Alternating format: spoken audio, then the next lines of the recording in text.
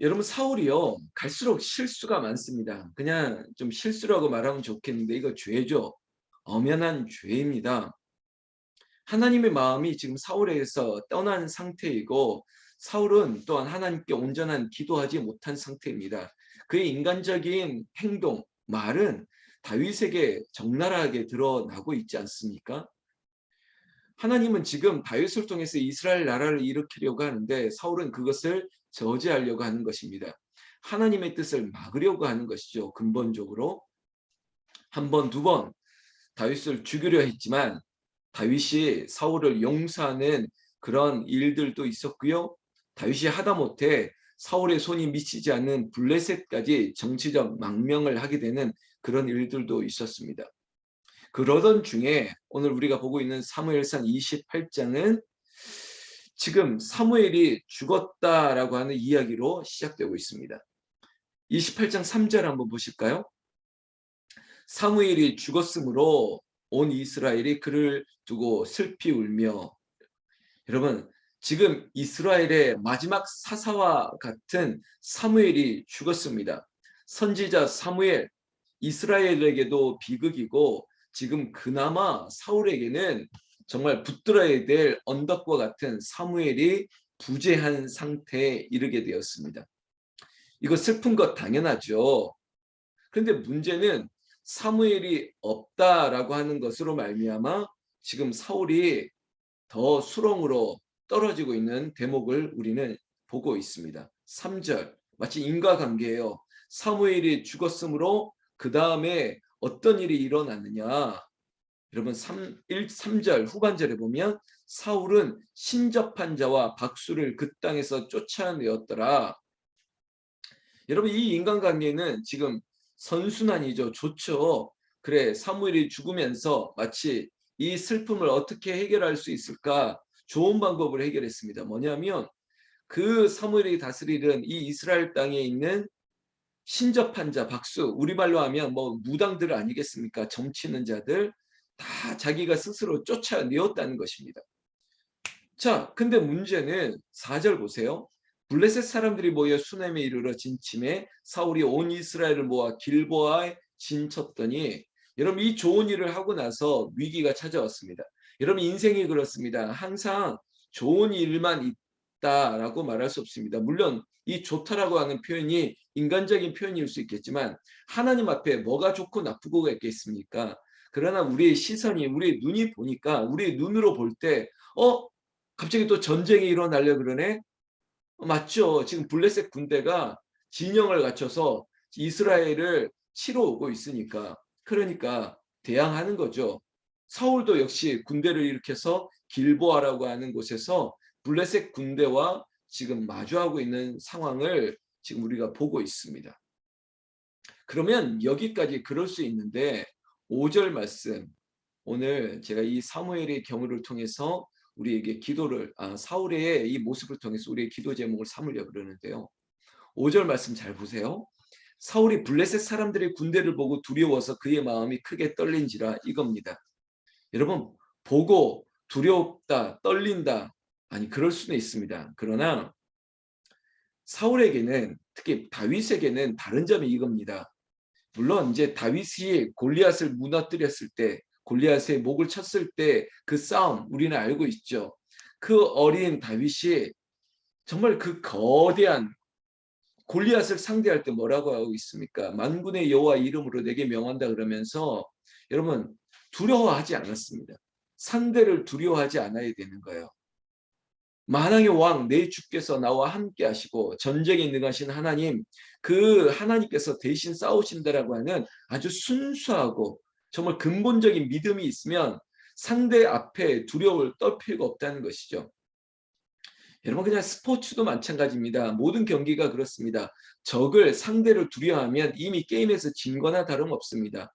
화이팅하고 이긴다 막 그리고 서로 간에 기합을 불러일으켜도 정말 이 뭐죠 경기력을 끌어올리기도 쉽지 않을 텐데 여러분 상대에게 두려움을 느꼈다 이거 문제가 있다는 것입니다.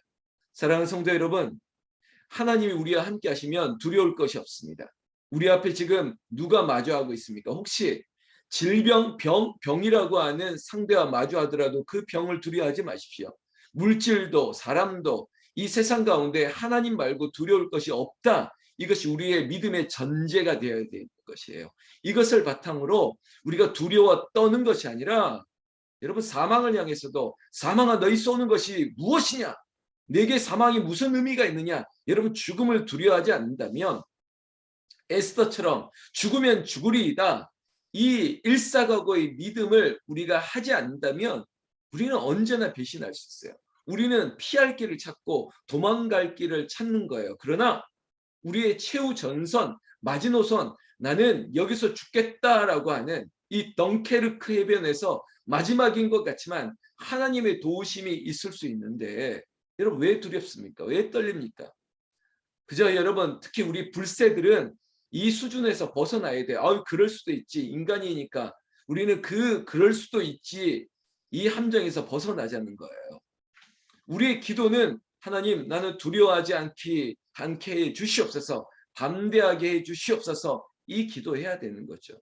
왜냐하면 두려움은 우리의 죄를 일으키기 때문이에요. 6절 말씀 사울이 그 예를 우리에게 보여주고 있습니다.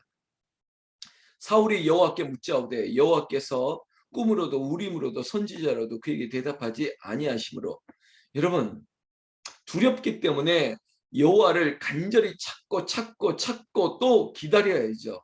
그런데 이 두려움의 근원은 기다릴 수 없게 만듭니다.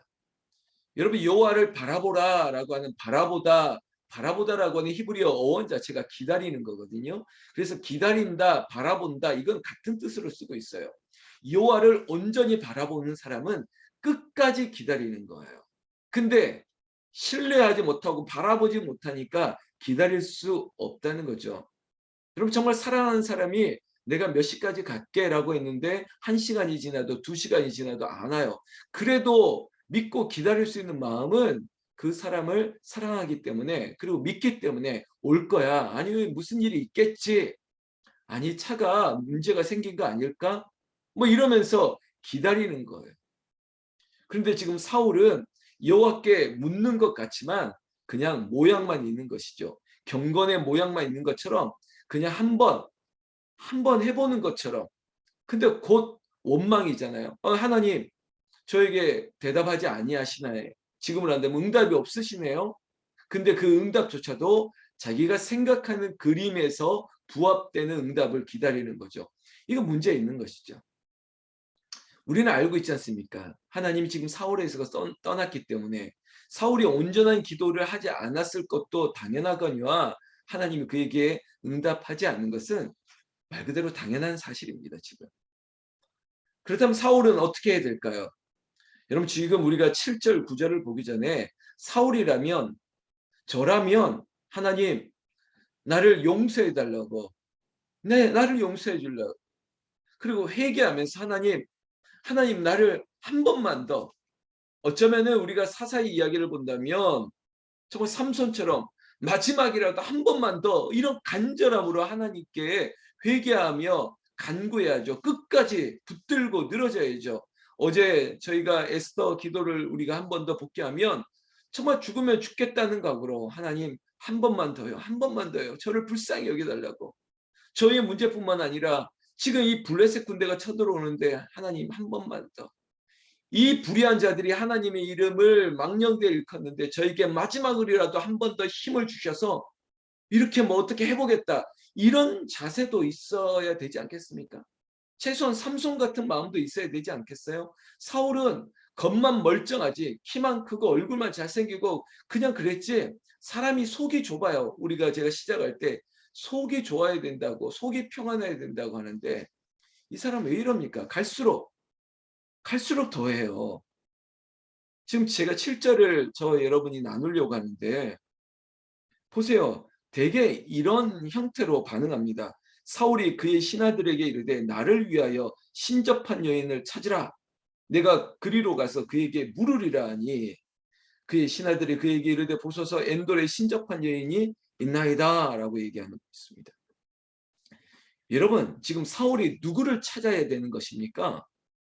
앞서 말했듯이 여호와를 더 찾고 간절히 찾아야 해도 모자랄 판에 지금 사울은 이거 정말 이거 사실입니까? 신접한 여인을 찾는다고요? 그냥 리얼리티하게 무당 찾는 겁니다. 지금 제정신이 아니죠. 제정신이 아니죠. 되게 문제가 있을 때 모든 것들이 자기 연민이에요. 그러니까 다 나를 위해서 주어가 나가 많아지면 자기에게 문제가 있다고 보시면 좋아요. 그러니까 시험이 찾아올 때 항상 나예요, 나. 내가 제일 힘든 것 같다고. 나만 고생하는 것 같다고. 자꾸 나예요. 그래서 왜 나한테 잘 안 해주냐고. 나.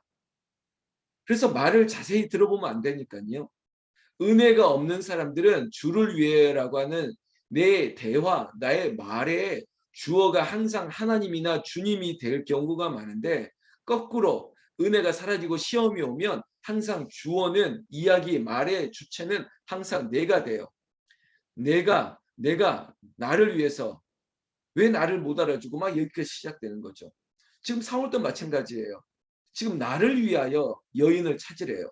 무당을 찾으라는 거죠. 자, 문제는 지금 신하들이 결국에는 사울의 요청에 따라서 신접한 여인을 찾습니다. 근데 이상하잖아요. 3절 다시 돌아갑시다. 3절에 보면 사울이 신접한 자 박수 그 땅에서 쫓아내었잖아요. 본인이 왕이기 때문에 어쩌면은 법령 시행령을 통해서 무당들 싹 쓸어버린 것 같으나 근데 지금 엔돌 이 동네 이름이니까 이 엔돌에 무당이 하나 있다는 거예요. 저 미아리에 용한 무당이 아직 남아 있다는 거. 심지어 신하들도 알고 있을 정도면 여러분 다 안다는 거예요, 지금. 그러면 지금 우리에게 교훈입니다. 여러분 죄는요. 그리고 마귀는 사단은 완전히 우리 곁에서 떠나지 않습니다. 항상 도사리고 있어요. 인간적으로 다 척결했다고요? 여러분 이스라엘의 역사를 보면요. 산당이라고 하는 거 저 구석구석에 다 있었어요. 그리고 거기서 자기들 만족을 위해서 우리가 멀리 교회까지 가려니까 힘드니까 저기 암자에 가서 그냥 대충 나를 위해서 예배 드리자. 나를 위해서 저 소잡아 양잡아 나를 위해서 제사장 그러니까 자격 없는 제사장도 세우는데 결국은 다 나를 위해서예요. 문제는 지금 사울도 내가 지금 급하니까 나를 위해서 무당 하나 찾으라 그랬더니 무당 찾아낸 거죠. 여기서부터 큰 문제 아닙니까? 8절 보세요. 체면이 있으니까 변장하고 그 여인 찾아갑니다. 그리고 그 밤에 되게 여러분 죄는요. 낮에 이루어지지 않습니다. 죄는 밤에 이루어져요. 밤에. 여러분 우리는 새벽형 인간이 되어야지 올빼미형 인간이 되어서는 안 됩니다. 밤에 뭘 많이 하려고 하지 마세요. 그냥 밤이 되면 자고 새벽이 되면 일어나는 막 이런 구조로 살아야 되는 겁니다. 밤에 항상 문제가 생겨요. 뭐 밤에 역사가 일어난다고 밤에 죄가 일어나는 게 대부분입니다. 이 밤에 가지 않습니까?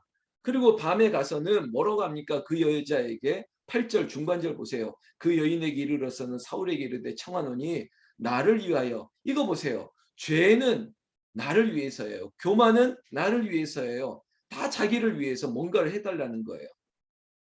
근데 여러분 이 엔돌에 신접한 여인이 얘도 보통 내기가 아니죠. 알아보는 거예요. 당신 사울 맞지? 이런 거죠. 여러분 점집에 가면 누가 그래요? 다 알아본다고 다 맞춘다는 거예요. 다 맞추고는요. 여러분 귀신이 귀신같이 알아보는 정도지 뭘 처음부터 다 알겠습니까? 여러분 10가지 재앙 중에서도 애굽의 술사들도 지금 모세와 아론이 하나님의 그 재앙을 한 번, 두 번 할 때 그 따라 했거든요. 모양은 그럴싸하게 알아요. 그냥 얼굴 보고 표정 보고 어디 아프지 대충 말할 수 있어요. 그리고 너희 조상이 너에게 큰 문제가 있다. 여러분 길거리에서도 만나지 않습니까? 아이고 조상을 구한 얼굴 같다고. 아이고 얼굴이 선해 보인다고. 아이고 막 인자해 보인다고. 대충 때려 맞추는 거죠. 근데 이 신접한 이 엔돌의 여인은 조금 더 소위 말하면 귀신 같은 애인 거죠. 당신 사울 맞지? 그리고 당신 지금 누굴 찾는지 내가 알아. 서울도 불러내지 않습니까? 사무엘을 불러달라고. 여러분 사무엘이 죽었는데 왜 죽은 사무엘을 불러달라 그래요? 지금 사울이 제정신이 아니라니까요. 아니 지금 이거 진짜 이게 무슨 짓을 하는지 모르겠어요. 성경이니까 흥분할 제가 너무 답답한 거. 이유가 뭔지 아세요? 제가 오늘 서너미 한개도 쓸 텐데 15절입니다. 15절. 사무엘이 사울에게 이르되 이제 지금 사무엘이 등장했어요. 뭐 저 땅에서 끌어올렸다는 거죠. 여러분 묻겠습니다. 이 얘기하기 전에. 지금 이 엔돌에 신접한 여인이 지금 불러낸 사무엘이 진짜 사무엘 맞습니까? 아니죠. 한마디로 귀신이죠. 귀신. 근데 그 귀신 앞에 뭐라고 합니까? 엎드려 절하고 나서 말합니다. 그리고 그 사무엘이 사울에게 역으로 말합니다. 사울에게 이르되 네가 어찌하여 나를 불러올려서 나를 성가시게 하느냐. 귀신이 나타나서 마치 아이고 왜 나를 불렀냐 이거죠. 그랬더니 사울이 하는 말 잘 들으세요. 여러분 눈으로 딱 줄쳐 놓으셔야 돼요. 대답하되 나는 심히 다급하니이다 이거예요. 여러분 우리에게 실수하는 부분이 이거예요. 급하다는 거예요. 근데 급하다는 게 누구 기준입니까? 아 급해요 급해. 시간 없어요. 시간 없어. 이렇게 말하는 기준이 도대체 뭡니까? 그러니까 급하니까 이래도 되는 겁니까? 아무리 급하다고 이렇게 반칙을 해도 돼요. 그냥 소위 말해서.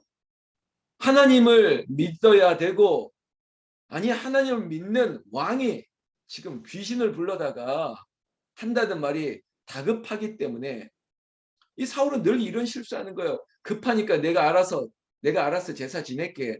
급하니까 내가 알아서 할게요. 막 이런 거예요. 사랑하는 성도 여러분, 우리는 그렇지 않음을 믿는데 여러분 급하기 때문에 인간적으로 뭔가를 해야겠다는 마음 그런 결정을 하는 사람들에게 여러분들이 말씀해 주셔야 돼요. 아니다. 더 기다려. 더 기다려. 기다리자는 거예요. 하나님 뜻이 이루어질 때까지 기다려야죠.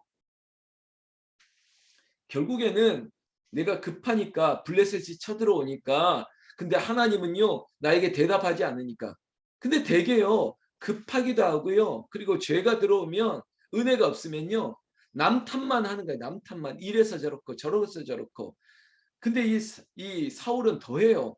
하나님을 원망하는 거예요. 하나님 나한테 대답을 안 하니까 제가 마음도 급하니까 딴 사람 찾아왔지 않습니까? 이런 식이에요. 여러분 기도 응답은요. 거절하신 것도 응답이에요. 기다리는 것도 응답이고요. 그래서 영어로 한다면 yes도 응답이고요. no도 응답이고요. 그리고 delay 기다리는 것도 응답이에요. 여러분 맛집에 가면 기다리는 것 그것도 응답이지 않습니까? 기다리다 보면 번호 부르면 들어가서 먹잖아요. 그리고 때로는 여러분들이 결정하잖아요. 그리고 식당의 주인이 말하잖아요. 재료가 다 소진됐다고. 오늘은 여기까지라고. 그럼 그것도 응답이잖아요. 근데 지금 사울은 자기가 하나님이 대답을 안 하니까 여기 온 것이라고. 자기 잘못을 회개는 안 하고 하나님께 또 원망하고 있습니다. 내가 급하니까요. 내가 급하니까 이렇게 하는 거예요. 목사님 제가 하도 급하니까 이러는 거지. 이해하시라고. 기준이 뭐냐예요. 기준이 나 아닙니까? 사랑하는 성도 여러분 오늘 여기까지 보겠는데 내가 심히 다급합니까? 더 어려운 문제가 생겼습니까? 여러분 책 제목인데 너무 바쁠수록 너무 급할수록 더 기도해야 되는 것이에요. 기다려요. 기다려. 오늘 우리에게 말씀합니다. 기다려. 인간적인 방법 안 돼. 기다려. 그리고 하나님의 뜻을 구할 수 있는 저와 여러분들 되시기를 나는 우리 주 예수님의 이름으로 축원합니다. 축원합니다.